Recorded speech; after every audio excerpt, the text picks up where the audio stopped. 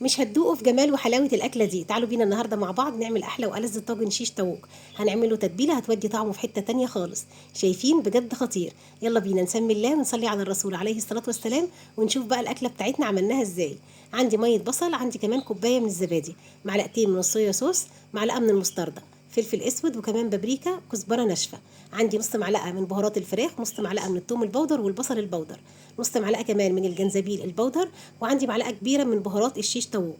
عندي كمان ملح وفلفل اسود ومعلقه كبيره من العسل الابيض. قلبتهم كده مع بعض بالشكل اللي احنا شايفينه ده. ولازم نقلب التتبيله الحلوه دي اللي مش قادره بقى اقول لكم ريحتها عامله ازاي، بجد خطيره.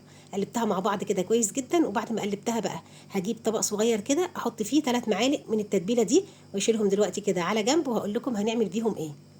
جبنا بقى الفراخ بتاعتنا، وانا النهارده هعمل ميكس بين الصدور والوراك، طبعا مغسوله كويس جدا ومتصفيه من الميه كويس جدا. قلبت بقى الفراخ كده مع التتبيله زي ما احنا شايفين. هقلبها واغطيها بقى، وهسيبها كده مش اقل من 6 ساعات، ولو قعدت في التلاجة من بالليل للصبح طبعا هتبقى طعمها احلى. جبت بقى طاسه وحطيت فيها كده معلقتين كبار من الزيت، وسبت الزيت يسخن جدا. نزلت كده بقطع الفراخ بتاعتي، ومش هحط كتير في الطاسه عشان الفراخ تتشوح كويس. انا عايزه الفراخ تتشوح وتاخد اللون الجميل اللي احنا شايفينه ده من بره، لكن مش هتستوي.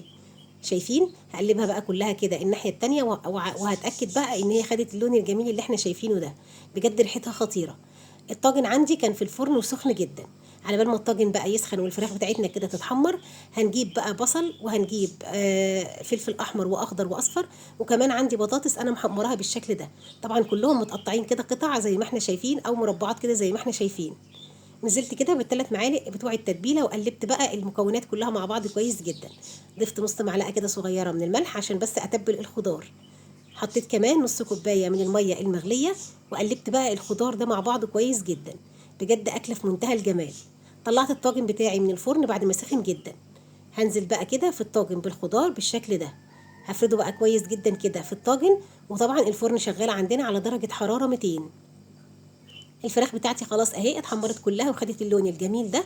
هنزل بيها كده جوه الطاجن، وكمان الصوص اللي نازل معاها ده هنزل بيه برده جوه الطاجن، علشان المكونات كلها كده تشرب من بعضها ويبقى طعمه حلو جدا.